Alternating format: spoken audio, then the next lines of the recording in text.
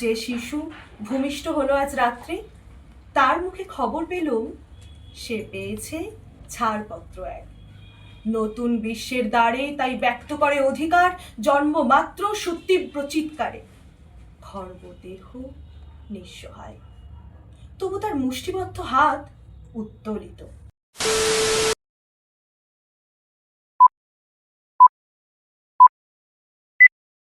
আসতে পারি?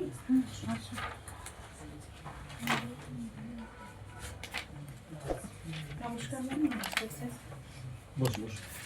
ধন্যবাদ। ধন্যবাদ আপনার সম্পর্কে বলুন।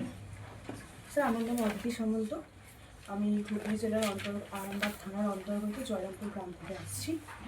আমি আমাদের গ্রামের school Jayrampur Netaji high school থেকে 2016 সালে মাধ্যমিক এবং 2018 সালে উচ্চ মাধ্যমিক পাস করেছি। আর 2018-20 ব্যাচে আমি ডিএলএড পাস করেছি আর আমার হবি হচ্ছে কবিতা পড়া এবং কবিতা বলা। আর অবসর সময় আমি গার্ডেনিং করতে পছন্দ করি।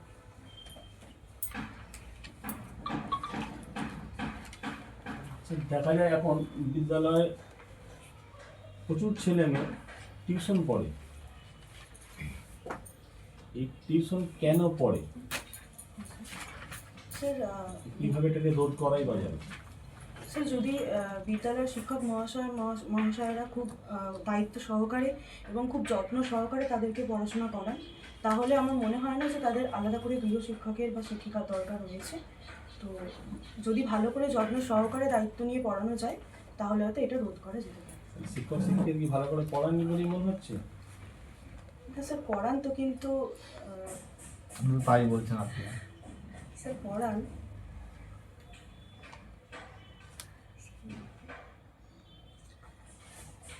আপনি ধরুন একজন শিক্ষিকা হবেন, আপনি একজন মাও হবেন, তাহলে একজন মা এবং একজন শিক্ষিকার মধ্যে কি পার্থক্য হবে একটা শিক্ষার্থীর শিক্ষা দেওয়ার জন্য?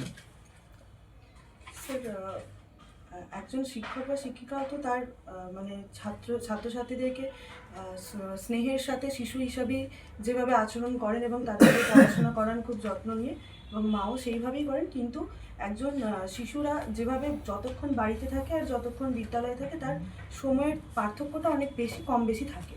তো আমি মানে আমার মা হিসাবে আমার শিশুকে যেভাবে দায়িত্ব নিয়ে মানুষ করব, এবং আমি সেভাবে আগামী শিক্ষিকা হিসাবেও আমার ছাত্রছাত্রীদেরকে সেভাবে স্নেহের চোখেই দেখব। শিক্ষক শিক্ষিকাদের পোশাক বিধি, ড্রেস কোড থাকা উচিত বলে মনে হয়? হ্যাঁ স্যার, আমার মতে মনে হয় অবশ্যই থাকা উচিত। কিন্তু এখন তো সেইভাবে ড্রেস বিধি চালু হয়নি।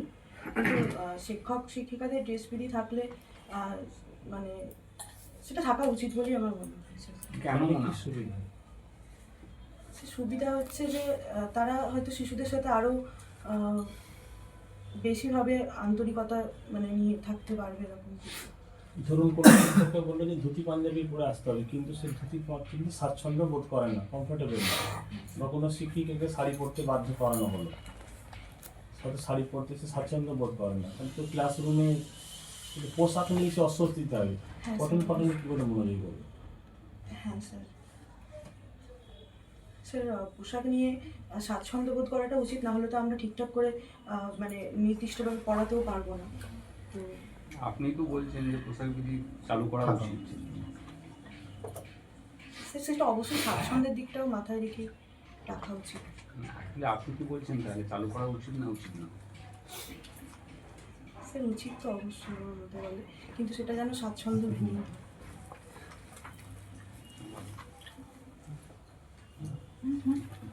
আচ্ছা, আপনি হুগলি ডিস্ট্রিক্টে বাড়ি বললেন তো?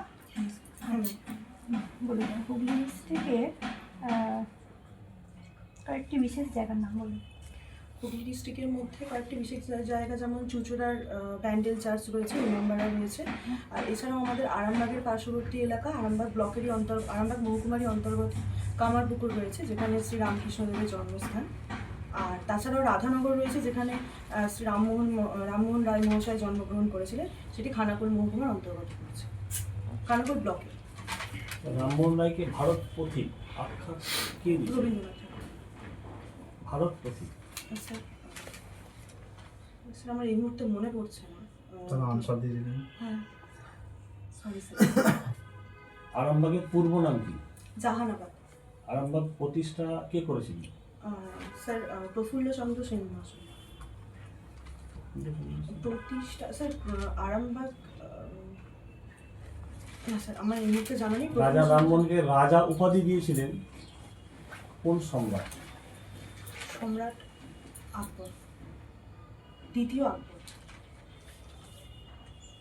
তৃতীয় বাহাদুর। কিন্তু বাহাদুর শাহ।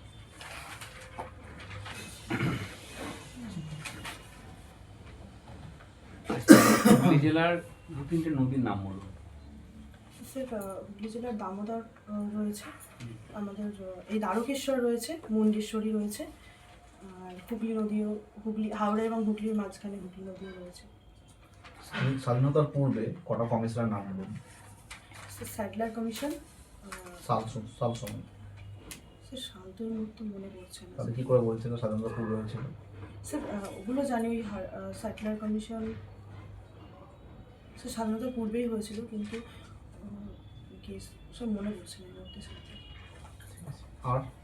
আর কি কমিশন? স্যার হার্ট কমিশন এই কমিশনের সভাপতি কি? জানা নেই।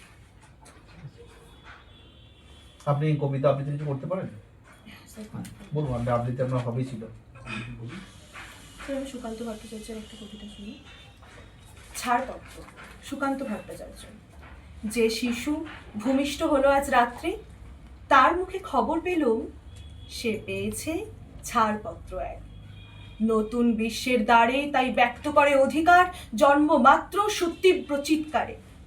খর্ব দেহ নিঃসহায়, তবু তার মুষ্টিবদ্ধ হাত উত্তোলিত, উদ্ভাসিত কি এক দুর্বোধ্য প্রতিজ্ঞায়।